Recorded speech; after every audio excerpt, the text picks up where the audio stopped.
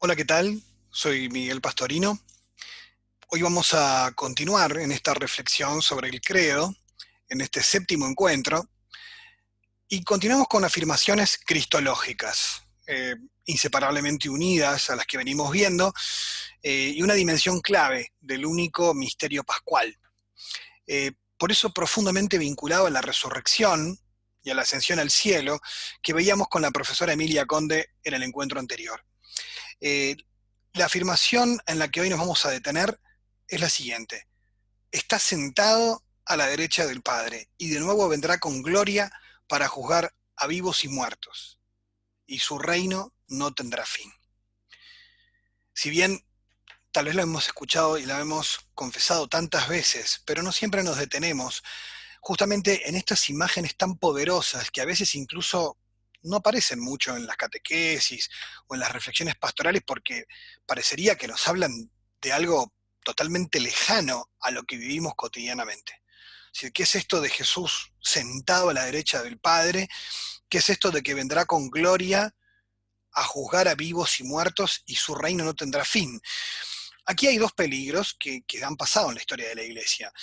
Por un lado, relativizarlos por decir, bueno, aquí hay mucho simbolismo, entonces en realidad no es tan así, y casi que hay algunos que se preguntan si de verdad los cristianos creen en una segunda venida o manifestación definitiva de Jesús al final de los tiempos. Y el otro extremo de una interpretación literal que casi parecería de dibujos animados. Entonces, con lo cual a muchos les choca también y les genera conflicto. ¿Qué es esto de que en qué trono está sentado Jesús? O qué es esto de que va a venir al final y cómo va a venir, arriba de una nube. Bueno, este tipo de cosas que están en el credo, sin lugar a dudas, están cargadas de una imaginería bíblica muy potente, que detrás de ella tenemos que poder descubrir las verdades de la fe tan profundas y tan transformadoras que hacen a uno de los pilares de nuestra fe cristiana. Justamente siempre estamos en cada Eucaristía volviendo a rezar, ven Señor Jesús. ¿Y qué es lo que estamos diciendo? Pero vayamos por partes. La primera afirmación, cuando decimos, está sentado a la derecha del Padre. Bueno, ¿qué es lo que hay que tener en cuenta acá? Lo primero que hay que tener en cuenta es que las imágenes bíblicas en las que se nos describe el señorío de Cristo pertenecen a un mundo simbólico de la Biblia, al mundo oriental, donde obviamente el reinado tiene un significado muy claro y una forma muy clara de describirlo, pero no está refiriéndose a algo espacial. Lo primero que hay que entender es que no está hablando de un lugar donde esté Jesús, no es una cuestión literal. Y además en la Biblia aparecen sentado a la derecha del Padre, en Hechos 2, por ejemplo, en el discurso de Pedro, haciendo referencia a David, aparece justamente oráculo del Señor a mi Señor, siéntate a mi derecha, que voy a hacer de tus enemigos estrado de tus pies. Y cuando Pedro dice esto, continúa diciendo, para que todo Israel se entere, que Dios lo ha constituido Señor y Cristo al mismo Jesús que ustedes crucificaron. Es decir, esto es para que se enteren que Él es el Señor. Es decir, el estar sentado a la derecha del Padre no es otra cosa que el señorío de Cristo sobre todo lo creado. Es decir, Él es el Señor de todo, de la historia, del tiempo y el espacio. Es un señorío divino, porque Él es Dios. Claro, hay muchos textos bíblicos, también en la carta de los Colosenses, y hace referencias al Antiguo Testamento, pero no nos detenemos ahora en los textos bíblicos, sino justamente en la imagen, porque justamente no es un lugar donde está Cristo, porque obviamente hay incluso lo de la ascensión que veíamos en el encuentro pasado, no es una cuestión geográfica o espacial de que a Cristo se hace un viaje a las estrellas. En realidad estamos diciendo que entra en el misterio de Dios, ¿no? Y justamente no tiene que ver con una lejanía o con una distancia de que va y viene, porque de hecho los discípulos manifiestan la alegría en la ascensión de que Cristo está con ellos de un modo nuevo, de un modo inaudito, eh, que lo llena de alegría. Por lo tanto, no es que se va. Entonces, ¿qué quiere decir esto de que viene? Bueno, justamente porque no es un tema de movimiento espacial, sino que tiene que ver con algo mucho más profundo, y para eso es necesario entender las imágenes bíblicas un poquito. De hecho, cuando decimos que alguien, por ejemplo, está encendido en llamas de amor, no pensamos que se prendió fuego, que tuvo una combustión espontánea, estamos diciendo algo verdadero, que ama profundamente. Pero hay cosas en la vida, y sobre todo en la vida espiritual, que no se pueden expresar con un lenguaje técnico, científico, conceptual. Bueno, pero entonces exactamente ¿qué es? Bueno, porque justamente las cosas más grandes de la vida, que son reales, las expresamos en un lenguaje que supera todo concepto literal. Es decir, cuando decimos toqué fondo, nadie me pregunta dónde me caí. Estoy hablando de algo muy difícil de expresar.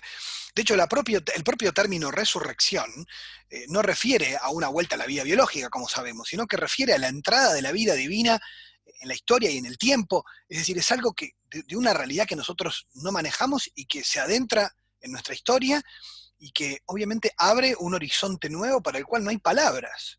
No hay palabras por las que podamos definir exactamente qué. De hecho, muchos grupos religiosos a veces, tomando la Biblia al pie de la letra, le hacen decir a la Biblia lo que la Biblia no dice, justamente por tomarlo literalmente. Estamos hablando de algo que nos supera, pero que no por eso es menos verdad y no por eso deja de ser menos grande y menos importante.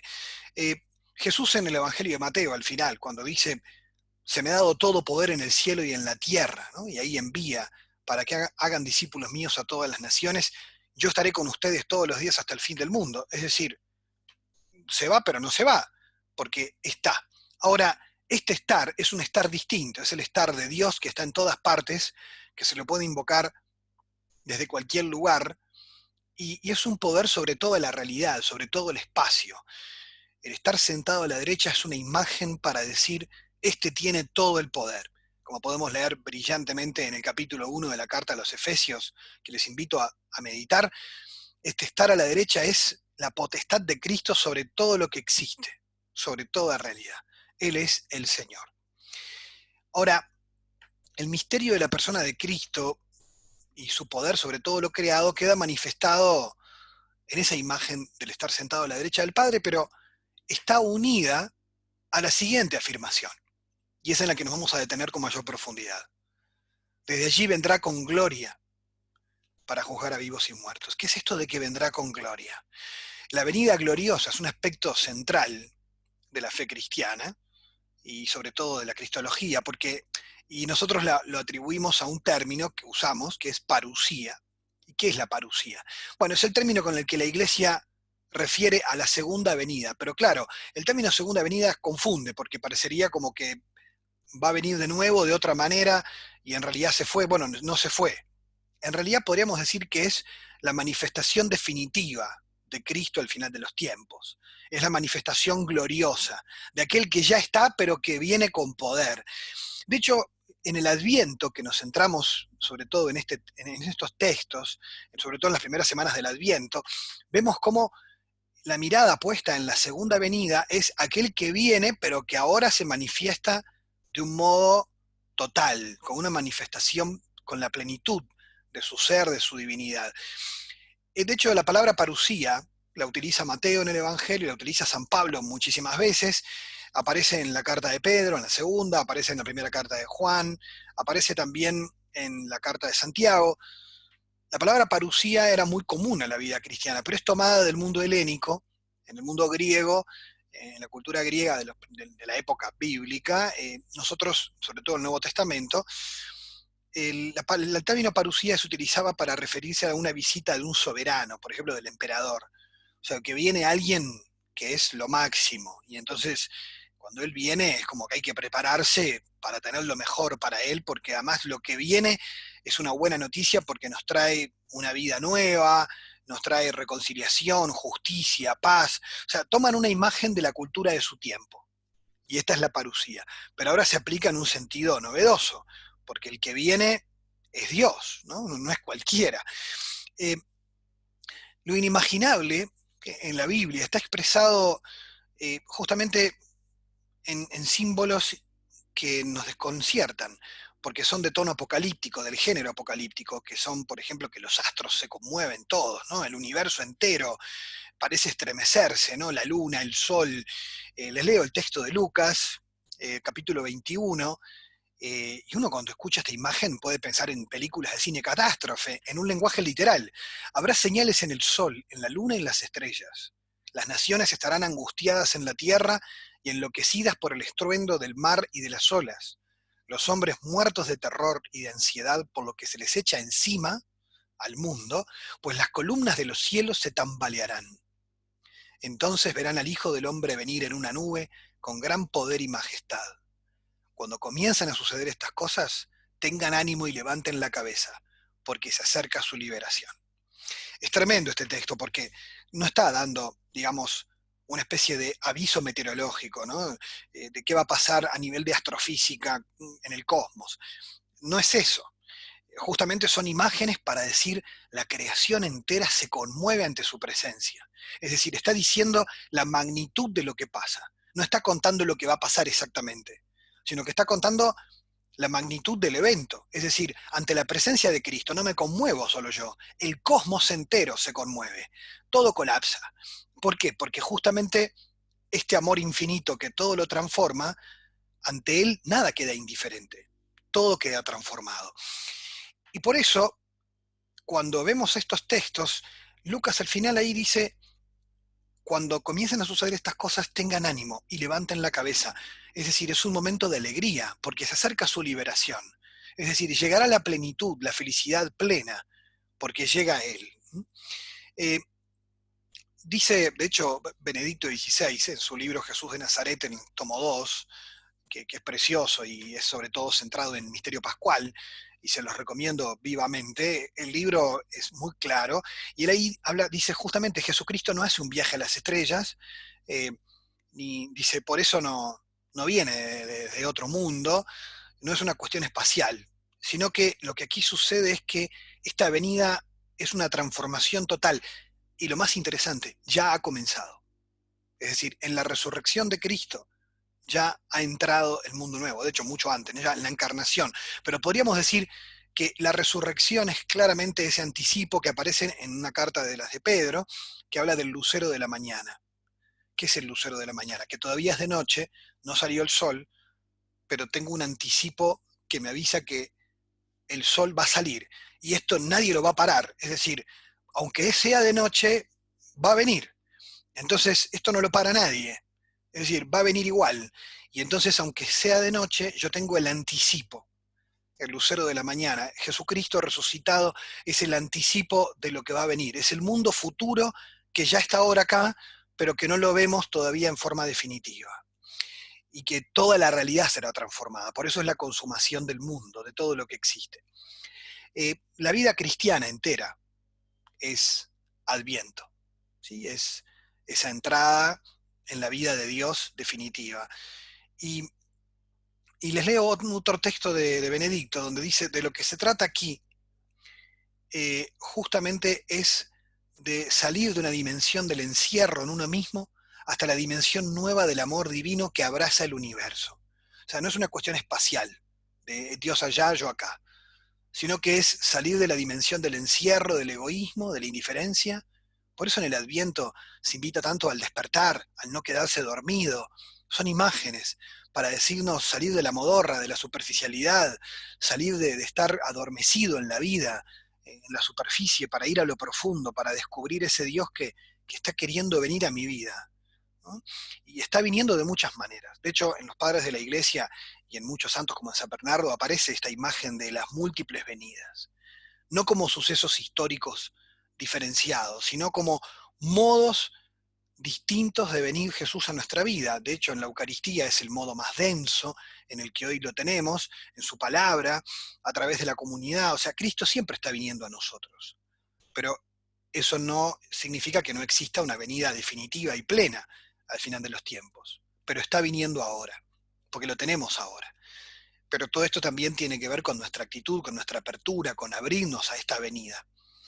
Y, y esta imagen de la vida cristiana como Adviento nos da una clave de que este artículo de la fe que vendrá con gloria nos habla del presente, no de un futuro lejano. O sea, de que Él siempre está viniendo, de que somos invitados a abrirnos a este Jesús que viene. Y descubrimos anticipaciones a lo largo de la historia, en los santos, por ejemplo, cómo su gracia se va anticipando, se va manifestando con fuerza y con eficacia en nuestra vida, en los sacramentos, en su palabra, cómo podemos ser testigos de esa presencia hoy, ¿no? Porque los cristianos predicamos a un Jesús vivo y presente, real. Por eso, cuando nosotros leemos la Biblia y vemos estas imágenes de tono apocalíptico, a veces podría parecer que anuncian la llegada de un juez implacable, ¿no? De un juicio final un poco preocupante, pero en realidad el juicio final es el juicio del amor que todo lo transforma. No son como los juicios humanos, es decir, que tenemos un fiscal, un defensor y hacemos la analogía con nuestro mundo. Estamos hablando de otra cosa. La palabra juicio aquí remite a una realidad que no entendemos, porque es el juicio, dice el teólogo von Balthasar, en el sentido de ajustar, de poner derecho a las cosas, de poner las cosas en orden, de que ya no habrá lágrimas, ni dolor, ni mal, sino que Dios pondrá las cosas en su lugar. Es una transformación definitiva en el que todo es llevado a su plenitud en el amor.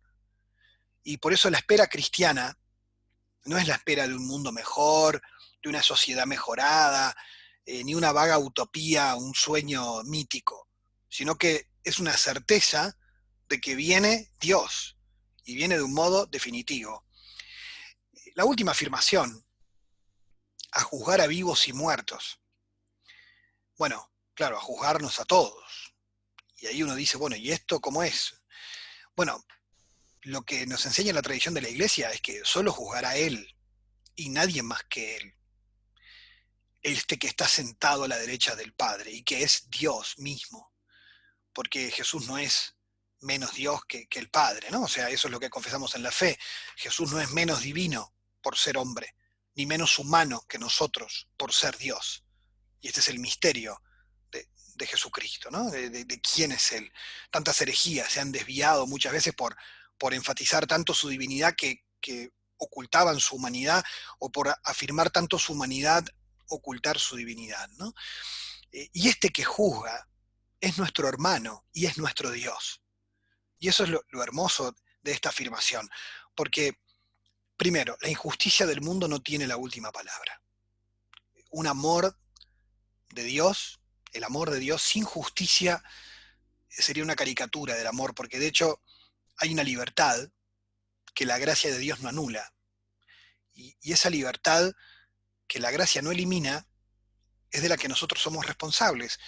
Por eso la suerte de cada ser humano no será ajena a las opciones fundamentales, a las grandes decisiones que uno haya tomado en su vida, de la cual nosotros damos cuenta ante Dios, pero no de modo a veces infantil, como se puede imaginar muchas veces, porque el amor de Dios es una justicia desbordante, va más allá de la justicia y más de cómo la comprendemos nosotros, porque el amor de Dios no anula la justicia, porque la justicia es como la forma más básica del amor, pero el amor de Dios, su justicia supera todo lo que podamos imaginar.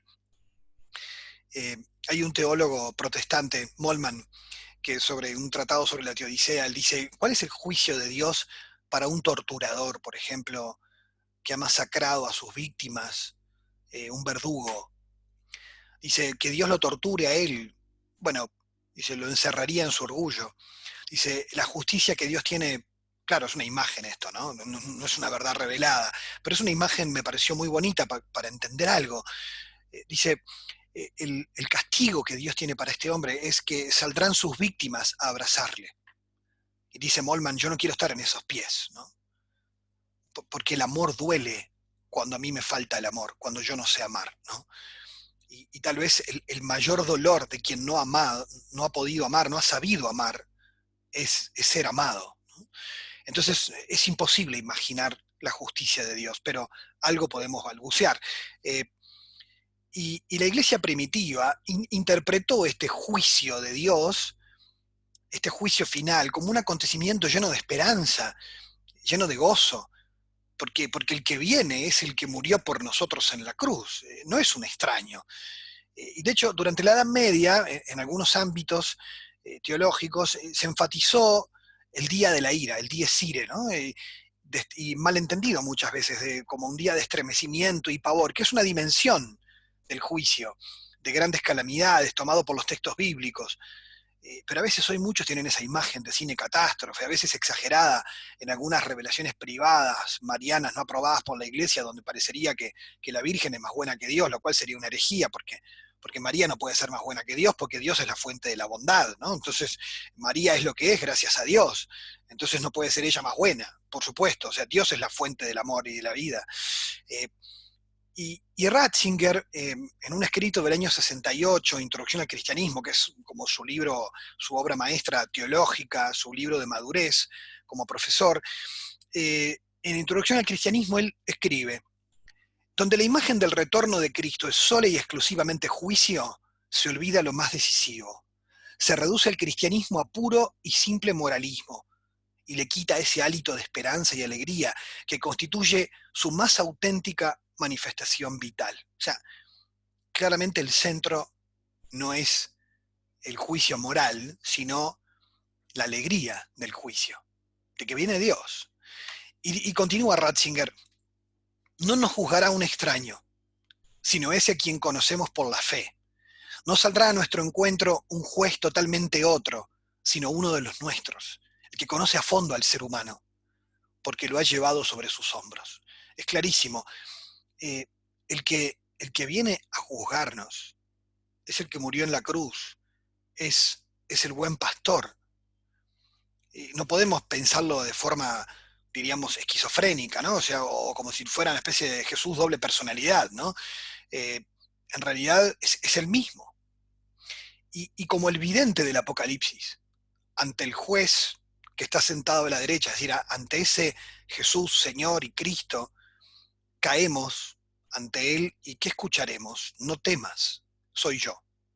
Es decir, es el Señor Todopoderoso, pero es Jesús, el que por amor a nosotros fue crucificado, es el mismo.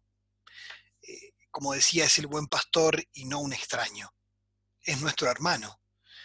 Y por eso la esperanza cristiana mira con mucha certeza, con mucha seguridad al futuro. Porque sabemos por la ciencia que, por lo menos las teorías contemporáneas, hacen pensar en un universo que se va apagando, que se va enfriando, ¿no? Eh, pero justamente la mirada de fe no es incompatible con la ciencia, porque sin importar cómo termine lo que nosotros entendemos que es el cosmos, sin importar eso, la plenitud a la que Cristo lleva la realidad trasciende todo lo que podamos pensar o imaginar. Por eso la certeza de la fe cristiana está puesta en Él, en una persona, no en un mito. Y, y estamos con esa esperanza puesta en aquel que es nuestro futuro. Y que esa fe puesta en la manifestación definitiva del Señor ensancha nuestro corazón y ensancha nuestro horizonte mental, ensancha el horizonte teológico, ensancha todo lo que podamos pensar de Dios, porque nos ayudará a vivir con alegría en medio de las dificultades de la vida, porque es lo que da sentido, es decir, el horizonte hacia donde yo me dirijo.